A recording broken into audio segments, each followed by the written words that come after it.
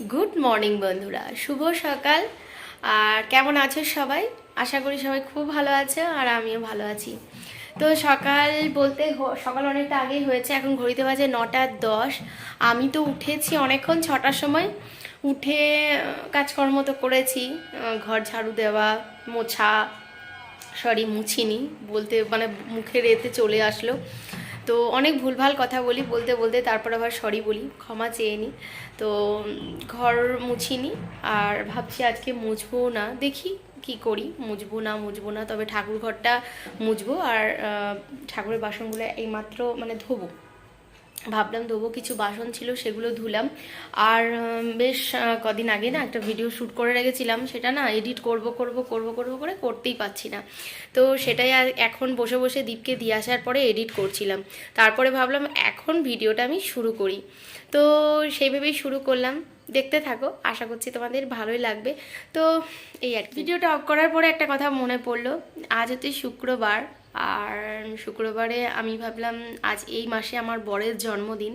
তো আমার বরই উল্টোপাল্টা বলে, মানে ওদের জন্মদিন অ্যাকচুয়ালি ডেট কি সেটা আমার বর মানে খুব একটা ভালো জানি না ওদের কিভাবে আর কি করে। ওর যেটা মানে করা আছে সেই ডেটে হলে তো গতকাল ওর জন্মদিন হয়ে গেছে, আবার বাংলায় হলে হয়নি। তো যাই হোক, এমনি বার ওর বুধবারের জন্ম। তো বুধবার দিন মনে হয় ডিউটিতে ছিল, গতকাল বৃহস্পতিবার ছিল, আর বৃহস্পতিবার আর ও সকালে চলে গেছে 11টার সময়। তো সেই জন্য এত কিছু মানে কিছু রান্না বান্না করে যে ওকে খাওয়াবো সেটার আর কি হয়ে ওঠেনি। তো বলতে গেলে আজকেই করব, জন্মদিনটা পালন করব আমি যে যতটুকু পারবো বাড়িতে। আমি এখন এই মুহূর্তে এখন একা রয়েছি, ও চলে আসবে, দুপুরে খাওয়া দাওয়া করবে, তো ও চলে আসবে। আমি গতকাল বাজারেও গেছিলাম যে ওর জন্য যে কিছু সবজি টবজি কিনে এসে রান্না করব, আমি না কিছু নিয়েই যাইনি, আমি ভুলে গেছি নিয়ে যেতে। তো তারপর আর নিয়ে আসা হয়নি। তো বাড়িতে যেটুকু আছে সেইটুকু দিয়ে ওর জন্য কিছু রান্না করবো। আর ভাবছি একটু বাজারে গিয়ে সামনেই মোড়টাতে গিয়ে একটু মাংস কিনে নিয়ে আসবো। তো দেখি, এখনও তো 9:10 বেজে গেল, এখনও কিছু করে উঠতে পারিনি। আসলে ভিডিওটা এডিট করছিলাম, বেশ কিছুদিন আগে থেকেই ভিডিওটা শ্যুট করে রেখেছিলাম, তো করা হয়ে হচ্ছিল না। তো তোমাদের আরেকটা জিনিস আমি দেখাই, ওর জন্য ছোট্ট করে একটা গিফটও কিনে এনেছি। তো একদমই ছোট, যেমন আমার ক্ষমতা সেই অনুযায়ী ওর জন্য একটা ছোট্ট করে গিফট কিনেছি।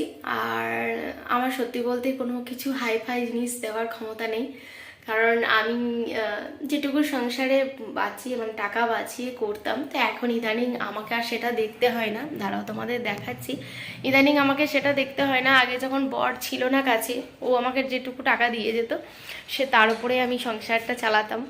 ছেলের পড়াশোনা সব দিকটা দেখার পরে যেটুকু আর কি বাঁচতো 500-1000, সেটা দিয়ে মানে আমি আমার বাড়ির সত্যি বলতে বাড়ির ছোটোখাটো যে জিনিস আমি ঘর রেখেছি সেই সব জিনিস দিয়ে আর কি নিজের স্বপ্ন পূরণ করেছি। তো এখন সেটা হয় না, কারণ এখন বর চলে এসেছে, আমি আর বাজারেও যাই না, আমি ওদিকটা দেখি না। তবুও যেটুকু দিয়ে যায় সেইটুকুর মধ্যেই আর কি নিজের একটু একটু কিনি। তো সেরকমই ওরই নিত্য প্রয়োজনীয় জিনিস একটা ওকে কিনে দিয়েছি। আমি কাল বাজারে গেছিলাম, সেটা ওকে আর বলিনি। তো চলো ওর জন্য কি করেছি দেখতে পাচ্ছ। এই কেকটা আমি ওর জন্য বানিয়েছি, আর এই কাঁচের বোলটার মধ্যে না ফ্রিজে রেখেছিলাম সেট হতে, জানি না ফ্রিজে রাখাটা আমার ঠিক হয়েছে কিনা। এত সফট হয়েছে, আমি কখনো ভাবিনি যে এত ভালো হবে, আমি কখনো আদৌ করিনি, সেই জন্য তো খুব সুন্দর হয়েছে। আর এখানে আমি ড্রাই ফ্রুট দিয়েছিলাম, তো ড্রাই ফ্রুটগুলো না ভেতরে চলে গেছে। আর টুটি ফুটি বা কোনো আদার্স কোনো ড্রাই ফ্রুট আমার কাছে নেই, আমার কাছে শুধু কিশমিশ আর কাজু ছিল, আমি সেটাই দিয়েছি, আর কিচ্ছু দিইনি। তো বেশ ভালো হয়েছে। এখন বাজে 11:30, আর আমি স্নান ধান করে পুজো করলাম। তো এখন যাব একটু, এই যে আমাদের এখানে মোড়ের মাথায় একটু মাংস আনবো। তো 11:30 বেজে গেছে, কখন মাংস আনবো আর কখন রান্না করব কি জানি। তো এখন আমি চলো তালাটা দিয়ে বেরিয়ে যাই, এসে পরে রান্নাবান্না করব। আর ইন্ডাকশনটা বন্ধ করি, দুধ গরম করলাম, আর জামা কাপড়ও মিলিনি, সেটাও মিলতে হবে। আমি এখন বেরিয়ে যাই, চলো পরে পরে কথা বলছি। আমি যখন বাড়িতে আসলাম তখন মাংস নিয়ে 12টা 5 বাজে, এসেই ঝটপট রান্না বসিয়ে দিয়েছি। আর প্রথমেই আসার পরেই আমি ফ্রাইড রাইস করবো বলে বাসমতি চালের ভাতটা আমি করে নিয়েছি। তো তোমাদের সেগুলো আর দেখানো হয়নি, যেহেতু মানে কাজ ছিল অনেক, আর জামা কাপড় মেলা ছিল না, তারপর তো রান্নার কোনো কিছু আমি রেডি করে যেতে পারিনি। তো সেই জন্য অনেক দেরি হয়ে যাবে বলে আমি ভাতটা এসেই বসিয়ে দিয়েছিলাম। তো ভাতের মধ্যে যে চালটা ধুয়ে আমি ওর মধ্যে একটা বড় এলাচ, দারচিনি, লবঙ্গ, তেজপাতা দিয়ে আমি ভাতের জলের মধ্যে দিয়ে ফুটিয়ে, মানে ভাতটা যতদূর আর কি রান্না করার সেটা করে নিয়েছিলাম। আর একটু লেবু চিপে দিয়েছিলাম যাতে ভাতটা পরিষ্কার হয়, মানে সাদা একটা ভাব থাকে সেই জন্য। তো এখন এদিকে দেখো ভাতটা ঠান্ডা করতে দিয়েছি, সেটা তোমাদের দেখাতে পারছি না কারণ আমি একটু সাইড করে দিয়েছি। আর এদিকে আমি মাংসর জন্য কড়াইয়ের মধ্যে কড়াইয়ের আলুটা ঠিক যায় না, তবুও আলুটা যেহেতু নূতন আলু, তো এখন এই নূতন আলু আসার পর আমাদের একদিনও মাংসে আলু দিয়ে খাওয়া হয়নি, তাই আমরা ভাবলাম যে আজ আমি মাংস দিয়ে আর কি আলু দিয়েই রান্না করব। তাই আলুটাকে কষিয়ে নিয়েছি। তো রান্নাটা কষানো চলছে, আর এদিকে বড় এসেছে কিছুক্ষণ আগে, ওর জন্য এই হাওয়াই চপ্পলটা আমি কিনেছি। ওর না হাওয়াই চপ্পলটা ওখানে রেখে দিয়েছে যেখানে ও মানে মেশে আর কি। তো ওর বাড়িতে নেই, সেই জন্য ওকে এইটা আমি কিনে দিয়েছি। এই চপ্পলটা ওর বেশ কিছুদিন ধরে কিনবো করছিল, তাই ভাবলাম যে ওর জন্মদিনেই কিনে দেওয়া যাক। আর একটা ব্যাগ কিনেছি, সেটাও ওর ডিউটিতে যাওয়ার জন্যই, কারণ ওর ব্যাগটা বেশ অনেক দিনকার, তো নষ্টই হয়ে গেছে প্রায়। ওটাও কিনবো বলছিল, তাই ভেবেছিলাম ও যদি না কেনে তাহলে আমি ওর জন্মদিনেই কিনে দেবো ভেবেছিলাম। তো যাক, ও কেনেনি, সেই জন্য আমি কিনে দিয়েছি। ওটা আমি আর ওকে বলিনি। গতকাল ও যখন ছিল না তখন আমি বাজারে গিয়ে নিয়ে এসেছিলাম, তোমাদের সঙ্গে সেটা শেয়ার করিনি। তো যাই হোক, ওকে চপ্পলটা তো দিলাম, ও এখন গাড়ি ধুচ্ছে, ও দেখে বলল ভালো হয়েছে। তো যাই হোক, ওকে দিয়েছি, ও গাড়ি টাড়ি ধুচ্ছে, আর আমি এদিকে রান্না করছি। আর এদিকে মাংসটা আমি মশলা দিয়ে কষিয়ে নিয়ে আলুগুলো দিয়ে দিয়েছি, এখন একটু কষিয়ে দিই। এদিকে ইন্ডাকশানে আমি একটু জল গরম হতে দেবো মাংসের জন্য। আর এদিকে বড় কড়াইটাও চাপিয়ে দিয়েছি, এখানে আমি ফ্রাইড রাইসটা এখন বানিয়ে নেব। তো ফ্রাইড রাইস বানানোর জন্য প্রথমেই সাদা তেল দেবো। আমার মানে ঘিটা না সেরকম ভালো নেই অনেক দিনকার, তবুও দিয়েছি ঘি, তো দেওয়ার ইচ্ছে ছিল না ওই ঘিটা, যাই হোক তবুও দিয়েছি যেহেতু নেই বলে। আর এদিকে আমি মাংসটা কষাচ্ছি, আর দুদিকেই কড়াই বসিয়ে দিয়েছি কারণ কাছে কাছে না অনেকটা দেরি হয়ে যাচ্ছে সেই জন্য। তো এখন তেলটা গরম হয়ে গেছে, সাদা তেল, তার মধ্যে আমি কিছুটা ড্রাই ফ্রুটস যেমন কাজু আর কিশমিশ আমি একটু তেলে ভেজে নিচ্ছি। তো তারপরে ভেজে নেওয়ার পরে আমি তেলের মধ্যে গোটা গরম মশলা ফোড়ন দিয়েছিলাম, দেওয়ার পরে গাজর আর ক্যাপসিকামটা আমি ভেজে নিচ্ছি। আমার কাছে অ্যাভেলেবেল এখন সবজি ফ্রাইড রাইসে দেওয়ার মধ্যে কিছুই ছিল না। তো বিনস মটরশুঁটি দুটোই নেই, আর বর যেহেতু কাল ডিউটি ছিল বলে ও বাজার যায়নি, আর আমি গেছিলাম, আমি কিছু জিনিস মানে থলে টলে কিছু নিয়ে যাইনি, তো বাজারের ব্যাগ নিয়ে গেলে বাজার করা যেত, তো আমি ওর কাছাকাছি গেছিলাম। তো যাই হোক, কুড়মিও বলতে পারো, আমার হয়নি আর কি নিয়ে আসা। তো যাই হোক, আমি যেটুকু আছে সেটুকু দিয়েই রান্নাটা করে নেব। আর এদিকে আমি জলটা গরম করে ঢেলে দিলাম মাংসের মধ্যে, এখন মাংসটা ফুটতে থাক।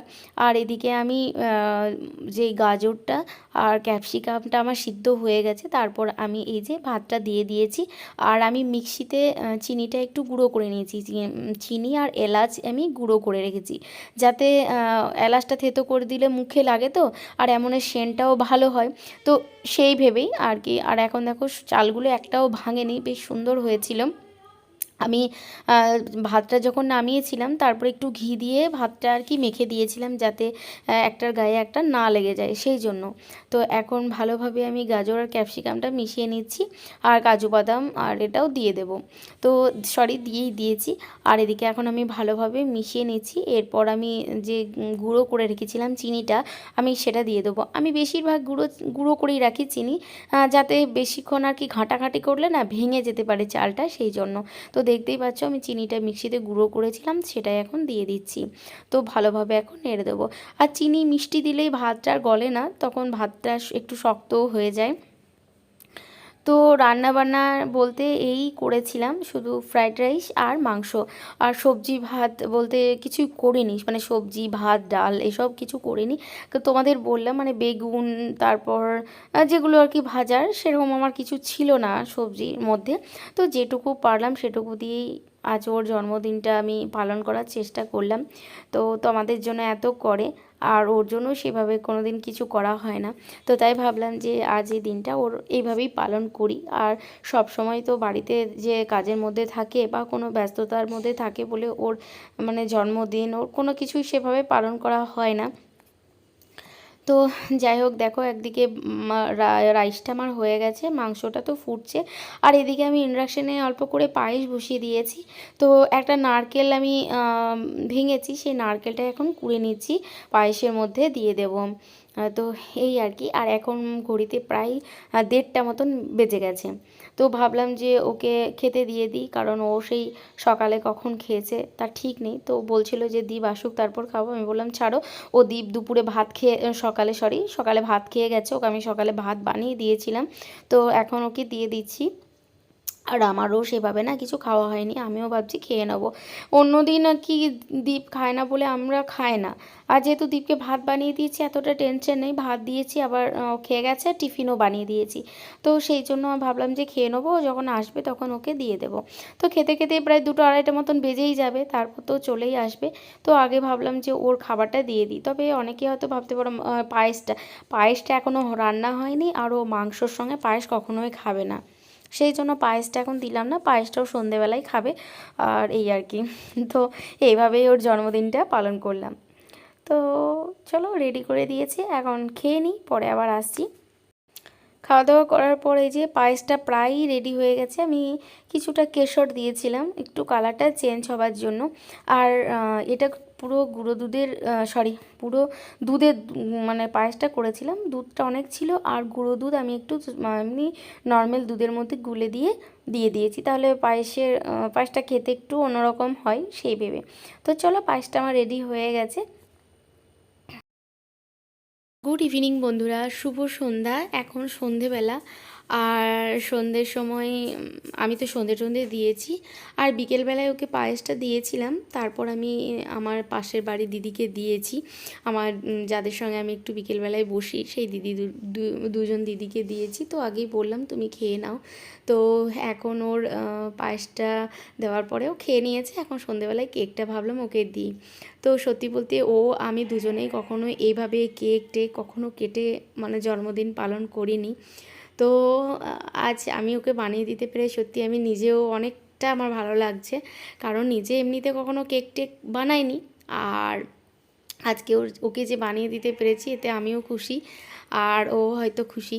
তো যাই হোক, এখনও দীপ হ্যাপি বার্থডে বলছে, ওর বাবাকে পড়ছিল দীপ, তো দীপকে ও খাইয়ে দিচ্ছে। তো যাই হোক, ও খাক। আর এইভাবেই আজকের দিনটা পালন করলাম। তো বলতে প্রতি বছর যেন এভাবেই এই দিনগুলো পালন করতে পারি এটাই চাই। তো ভালো থাকুক, সুস্থ থাকুক, সেটাই চাই। ও সুস্থ থাকলে হয়তো আমরাও সুস্থ থাকবো, ভালো থাকবো, এটাই বলি। তো শুভ জন্মদিনের ওকে অনেক অনেক শুভেচ্ছা ভালোবাসা জানাই। তো এর সঙ্গে আজকের ব্লগটা শেষ করছি, আর ওই ব্যাগটা আমি দিয়েছি। চলো বন্ধুরা, টাটা।